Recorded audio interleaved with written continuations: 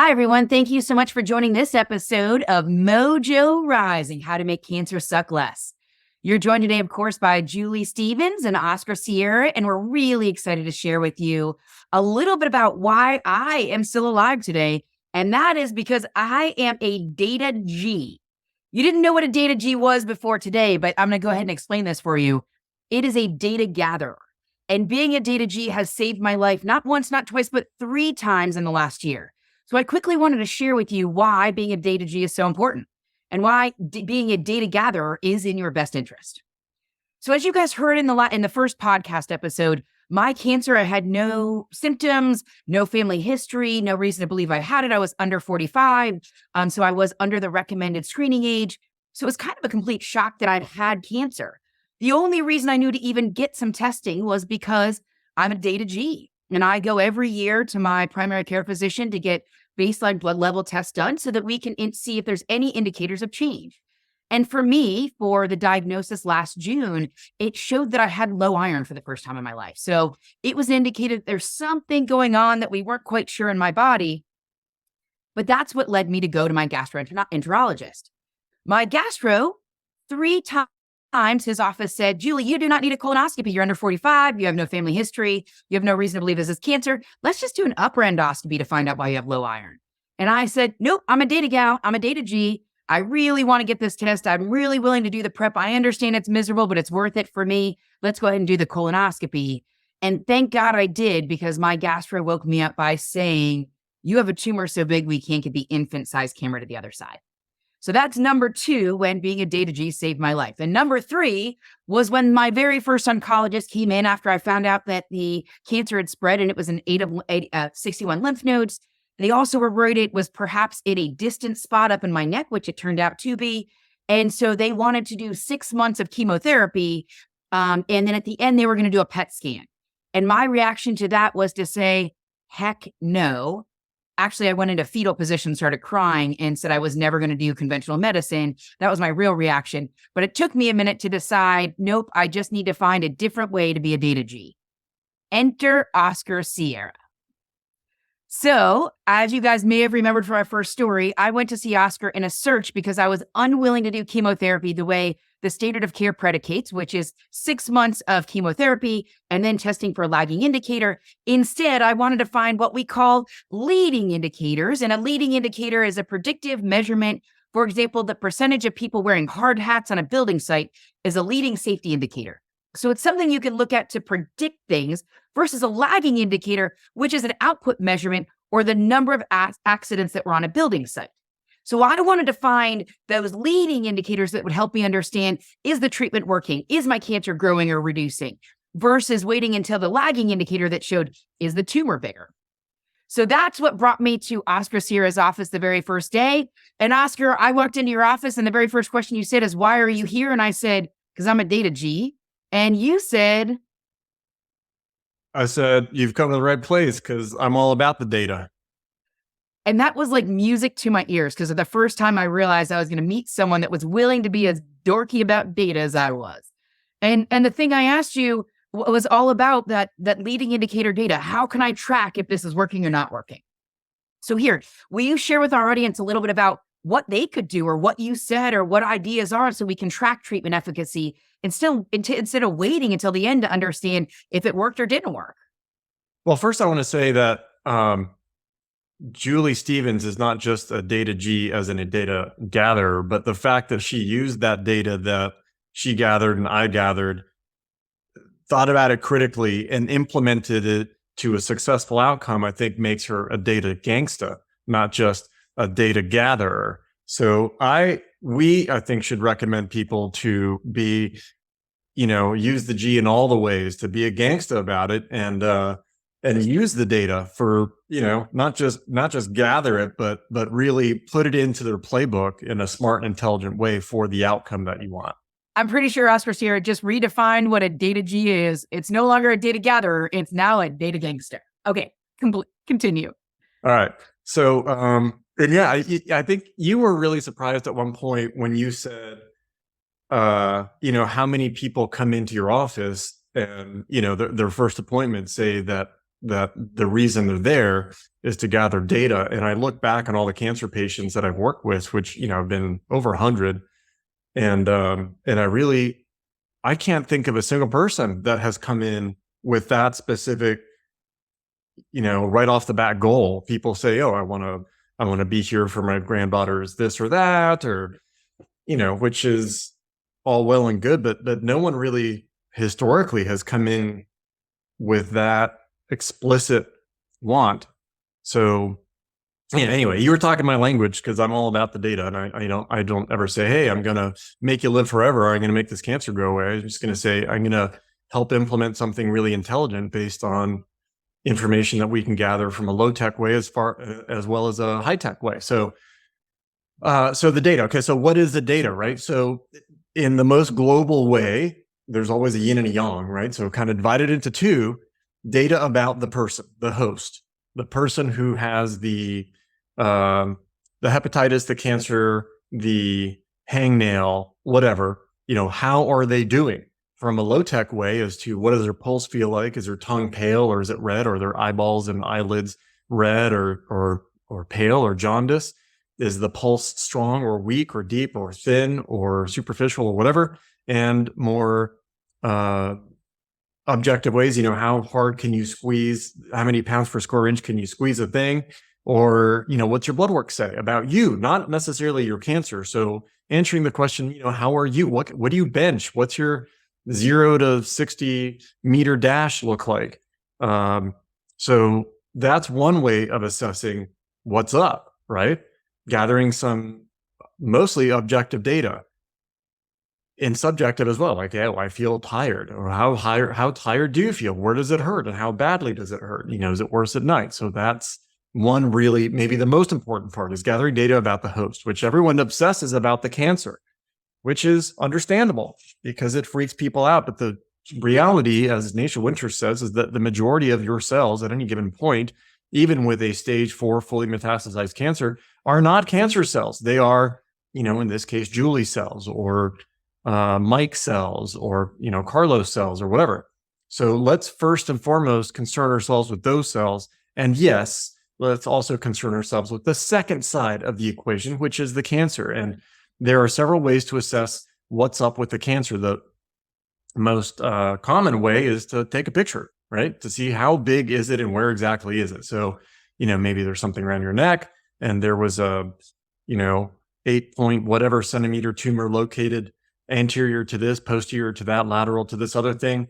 Okay, that's all useful information, but it tells us what happened. It doesn't really clue us in as to what is happening and what are the circumstances that are making this happen. So on the cancer side of things, there is tumor markers, and there are conventional tumor markers like CEA for colon cancer, and that is often checked. I would like to say it's always checked, but the sad truth is that a lot of times people just jump right into treatment without getting a baseline tumor marker. Now, there are other tumor markers that you can check in the blood to see what the score is on the cancer. CA19-9 is one. There are other kind of unofficial ones like LDH, lactic acid dehydrogenase. There's a Signatera test, which is a brand name of a circulating tumor cell DNA test. There will probably be other brands of the similar type of technology, which kind of count how many tumor cells are circulating in your blood at any given moment. So for every 1,000 good cells, is there 2 cancer cells, or are there, 150 cancer cells? That can kind of give you an idea as to what the score is on the cancer. So there's a variety of ways to assess, where you are with the cancer, and you don't want to be doing PET scans, CT scans, or MRIs all the time because they're stressful, they're somewhat toxic, they cause cancer. So, you want to keep an eye on things and gather the data in a way that doesn't actually cause harm, which is a basic thing. So I think it's really interesting, the story of how I use data and how I had to advocate for myself, because you just mentioned 2 different things. CEA, which is the typical tumor market for colon cancer, which is, of course, is what I had. But for me, CA19-9 was what was elevated. And when we were tracking this after my first chemotherapy, and you said to me, Julie, your CA19-9 is larger than it was before. I'm a little worried. There's two reasons. You've either got some dust in your body and the cancer just happens to be bigger on the day we collected blood, or chemo's not working. So let's do one more chemo session and let's see. And then we may have to ask if we can pivot to option B, which was such a kind way, because it's a pretty scary thing to realize the drug that's supposed to work for everyone doesn't work for you. So you did it in a really nice way of letting data drive our approach. But after my second chemotherapy session, when we realized without a doubt the cancer was increasing in my body, I went to my oncologist at the time and I shared this, and his reaction was, CA19-9 is not that great of a marker. We're not really worried. Let's just keep going. And if I wouldn't have said, no, I'm unwilling to keep going, you have to disprove my hypothesis that chemotherapy I'm chemo resistant. So pull whatever test you would like to pull. And then he did the PET scan and he was like, oh, it's all over your body. This is not good. So I think it's interesting that not only did you help me identify how to track the data, you helped me understand and break the news so that I could really action and advocate for myself in a really positive way, and was so data confident that I could be so bold to say to my doctor, you have to prove to me I'm going to come back in for a third chemo session. And for me, thank God I was so bold and willing to do that, because that's the difference between me, frankly, having chemotherapy tear up the insides of my body by adding so much toxicity, and probably letting the cancer go so far that I couldn't catch it. So this data is the difference in my living and dying. So A, thank you, Oscar, for teaching me this and saving my life. But B, is this typical where patients would have to basically advocate for themselves to use that sort of data instead of just PET scans? Unfortunately, that's the case. And that's the call to action to both patients and providers, is to gather more data, first and foremost about the patient, right? So even if they had all the information in the world about the cancer, if this patient is not going to tolerate whatever treatment is on the table, whether it be dancing, chemotherapy, radiation, surgery, or whatever, because the host is not prepared, the person is not prepared for that therapy, they have an inborn genetic error to have an extra toxicity to that therapy, whatever it is, right? There's ways to assess this. How? You gather data. You simply, I remember in school, when they taught about CPR or whatever, you first, before you start giving CPR, rescue breathing or whatever, you first survey the scene to see if okay, is there spilt gasoline that's about to catch on fire, before you approach the scene, right? So it's just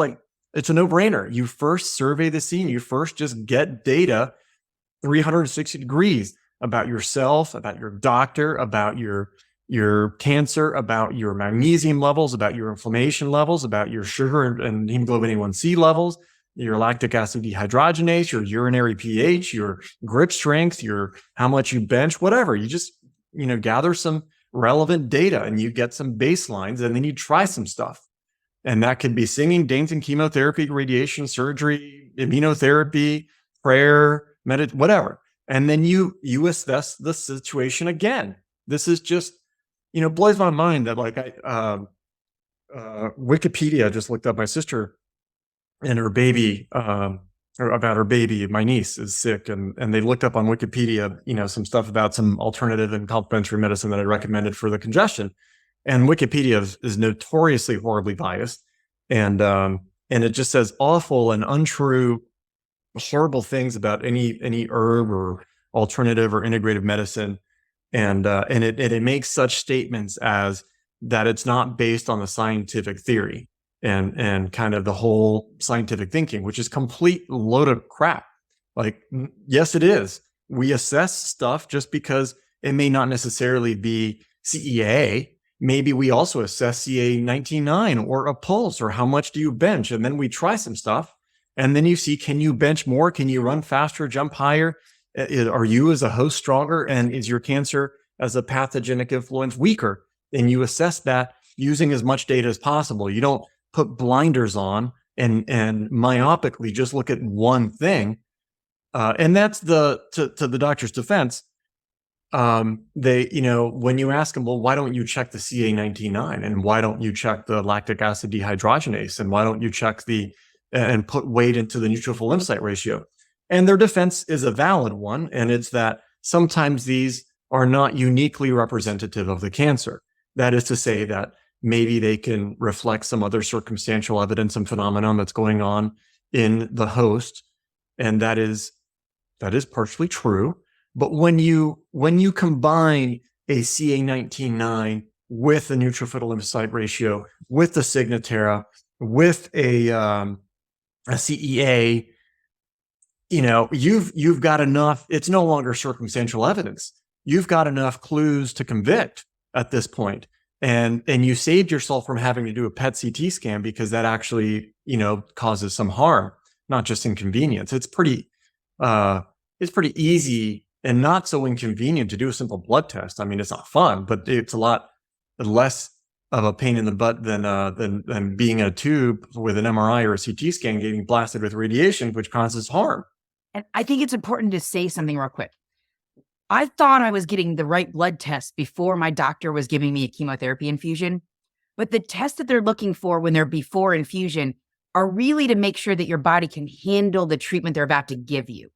And basically, they're not going to get sued. These are not blood tests to measure your core health. So the tests that they give you before your treatment are simply not enough. That is a great indicator of that your body can receive medicine, not a great indicator of either health or of cancer burden. So just wanted to make sure you understood those tests are not sufficient. Or they're not indicative or predictive of outcomes with regards to efficacy of chemotherapeutic treatment. They're just indicative of whether you're likely to be alive after they give you the treatment. That's it. They're not saying it's going to work. They're just saying that you're not going to, keel over dead in their infusion ward, which is good. So I'm fully supportive of running those tests, but let's just be honest about what they do and don't measure. So one of the interesting things that I found when I started to ask doctors for different blood tests that we had discussed was they said no. And I had a good enough relationship with most of my doctors to dig in a little bit at why. And the reason I consistently heard was, we just don't know how to read that test. So we're not going to pull an assessment we don't know how to read. So I thought that was also something, but it made me think of it. And I wanted to pose this question to you. Do you think that's why doctors, frankly, use lagging indicators like PET or CT scans as indicators versus these leading indicators? Is it just familiarity and that's what they learned in med school? Yeah, partially. Now, different question is that an excuse? No, it's not an excuse. Just because you don't know about it, especially if it's in your field, doesn't mean that you're excused to not knowing about it or utilizing it. And again, we're not talking about solely relying on one marker as a criteria to base your, do I do this chemo or that chemo or this dose or that dose or surgery or radiation or chemo or immunotherapy. That's not what we're talking about. We're talking about being a data G. We're talking about gathering the preponderance of evidence, right? And to see, okay, the lactic acid is baseline this, the inflammation is baseline that, the host is not just ready to accept chemo in a way that she's not going to die the next day or week after the chemo, but are they strong? Not just are they alive, are they thriving? And if not, how can we get them thriving? Yes, we want to get them strong enough for chemo, but more importantly, we want to get them thriving. So it's a more comprehensive analysis of data. It's not what a lot of oncologists assume that you're talking about is, oh, well, I don't want to base my treatment strategy based on one sole marker. Well, that's not what we're talking about. We're talking about the preponderance of evidence. We're talking about triangulating data, just like a surveyor might triangulate data to get something real. So more data, more better. Agreed. As a data gangster, I agree. Okay, so you mentioned something earlier and I didn't stop you to ask this question, so I need to stop you now. You talked about toxicity. So let's talk a little bit about the relative toxicity of different diagnostics. So what is kind of the least toxic measures that you use versus the most toxic measures that you could be asked to use? Okay, that's a good question. So from the least invasive and least toxic is asking someone over the phone, hey, how you doing? You tired? Okay. So that's, good subjective evidence and data gathering to more towards the objective side is checking a pulse. Is it strong or weak? Is it deep or thin? All these things within the realm of Chinese medicine. And from what I hear, Ayurvedic medicine can tell us something. It's kind of like the old-fashioned PET CT scan and blood work. It's the marquee as to who's playing inside the Georgia Theater without having to, pay the cover charge to go check it out. It's the signs and symptoms on the outside, including signs being pulse, tongue, and eyes. So are they red? Are they pale? Whatever that you can gather information on this, right? If the power grid goes off and we no longer have the ability to use electronics and run blood work and, light bills, guess what? People still have pulses and they still have tongues and they still have eyeballs. And so they have fingertips. So you can still put your fingertips on someone else's pulse, old fashioned like doctors used to do, and feel stuff and smell things and look at things and get a pretty good sense as to what's up with the person. Now, you don't have a great sense for what's up with the cancer with these things. You have a good sense for what's up with the person. So that's pretty low tech and non-invasive and safe. The next level would be blood work, or maybe I would even say urine and saliva. So you can get a pretty good idea as to what's going on in the oral microbiome. And a lot of these beasties in the oral microbiome are associated, and probably you're going to see that they're causative, not just associated with cancers, because they're found to be causative with heart disease now, not just associated. The stool, the urine, these are great ways to assess kind of the same thing. It's the marquee as to what's going on inside the show, who's playing. It's on the marquee. Check it out. Read it. Just because you don't know how to read it doesn't mean that it's not there. So urine, stool, saliva, blood work, the blood work to assess, inflammation, nutrient levels. You want to go into these scenarios with cancer, especially conventional medicine, rocking, not just, kind of sort of maintaining. So sometimes it just takes a couple weeks or even a week to get these numbers looking great, so that you go into it looking great. And then when you go through the conventional surgery or radiation or chemo, you take a hit, but you start at 10 and you go down to 8 rather than starting at 7 and going down to 5. I use one of the blood tests that you recommended earlier, the ctDNA, the Signatera. So when I was in a real moment of panic and misery in my journey was when I knew that the chemotherapy wasn't working. I'd started the immunotherapy, but we didn't have any data on if it was working or not. And so there was a weekend where I couldn't stop crying. And I thought, like, the survival rates that they gave me, a 14% chance, I thought that was real. And so I had a really hard time getting up and getting my head in the game for work the next day. And so it was a Monday morning and I was like, how can I get out of this tailspin? I can't stop the feeling of dread and the feeling of I'm going to be dead soon. And so I was able to, I realized we had taken a Signatera a week before, and that measures the tumor cell particles in your blood. So not even the whole cell, but the particles. And we were able to pull that data, and we found out I'd gone from over 100 to 12 after one immunotherapy session. So that's one of the ways that I used just a very easy blood test to totally change my mental game and get myself back into life when I was so scared about cancer. So sorry, I just wanted to tell a quick story about how I used that to really shift my story. Hey, it's the scientific method. How about that? Answering a basic question, is it working? Yeah. And answering a basic question, what's up with the patient? And a basic question, what's up with the cancer? What's the score? Yeah. You want to see the patient score get better and the cancer score get worse. And I mean, this is pretty fundamental logic. For sure. But anyway, I interrupted you when you were talking about imaging. That's it. So basically from the low tech of, tongue and pulse and eyes and asking questions, that's non-invasive and very safe and doesn't require that much training, to, a little bit more invasive is blood work, because you get a needle stuck in you. I guess less invasive than that is peeing or pooping and spitting in a cup. And then the most invasive would be imaging, because you get zapped with radiation, and an MRI is even not really healthy because of electromagnetic fields, that it kind of disrupts the harmonics of the body. And there's going to be more research coming out on that. But anyhow, and then maybe the most invasive would be a biopsy or exploratory surgery, where they literally cut you open. It's like, busting a hole in the side of the Georgia Theater in Athens, Georgia, to see, who's playing on stage. Well, they were playing until, Mr. Kool-Aid Man busted through the wall and disrupted their second set. So it's, do you get to see who's on stage? Yes. But do you create a whole lot of damage and dust? Yes, you do. So I think everyone is in agreement with the first, kind of tenet of medicine is first, do no harm. So if you can get away with it, just because you can do a biopsy or surgery doesn't mean you need to. And if you can get away with it, gather information in the least invasive way possible and gather as much as you can about both the person, the host, and the pathologic thing, be it a cancer or a hepatitis or a hangnail or, a bacteria, whatever.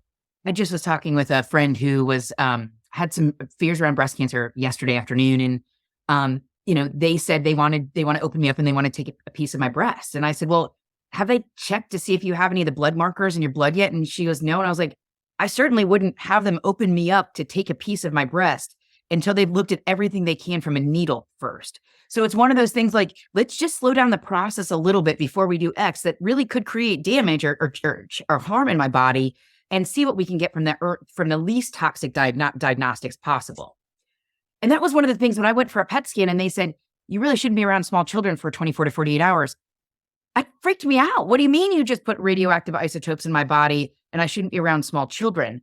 Like, how is this something that we're going to keep doing to my body? And that was what my doctor wanted to wait after 6 months of chemotherapy to do. So it's a big wake-up call that, like, even the tests they're using may not be the best for you. So ask and advocate for yourself to get as many diagnostics that are the least toxicity possible. Okay, Oscar, I know we don't have that much time left, but talk to us a little bit about what the most recent research is around some of these leading and lagging indicators. Oh, wow. Well, the whole, ctDNA thing is really emerging, and it's, I think, going to become standard of care.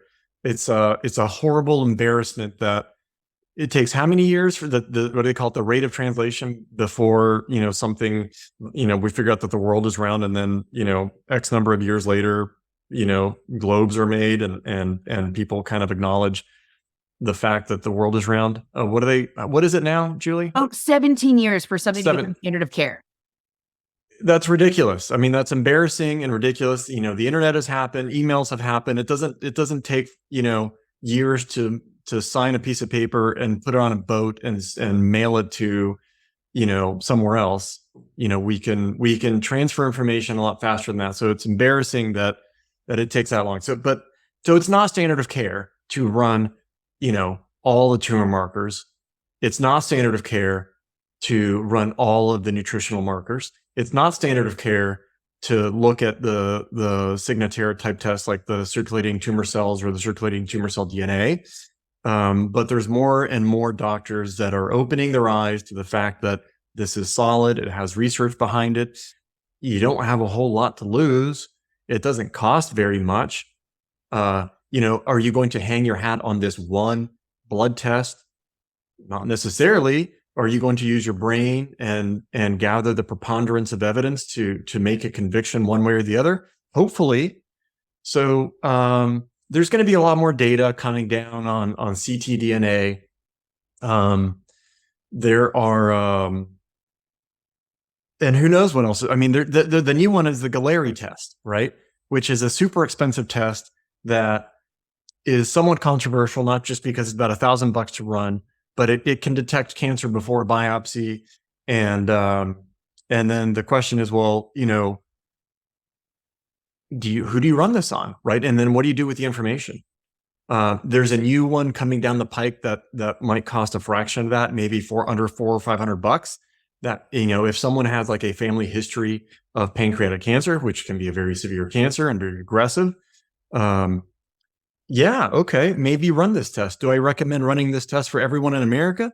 Probably not, because they would probably jump into something stupid like, radiation or invasive biopsies, or aggressive treatment that may not be appropriate, even if they did have that cancer, right? And so the question is, is it 100% accurate and precise? The answer is no. And the answer is no test is 100% accurate and precise, which is why we're talking about, Julie, being a data G and gathering more than one clue, getting the preponderance of evidence. So don't hang your hat on one marker, whatever it is. Some fortune teller telling you that you have cancer, or the Galleri test, or a tumor marker. I would even say a biopsy. I have seen biopsies be wrong. I had a breast cancer case who did a biopsy and they thought it was cancer, and then they found out later it wasn't. So, there's a margin of error for all these things. And again, begets the 360 degree, the more data, more better. With these new tests of like people that don't have diagnosed cancer yet and confirmed cancer, is it 100% no? And B, even if it was, what then? Are you going to go get your boobs chopped off? Are you going to get your leg chopped off? Are you going to get your pancreas cut off?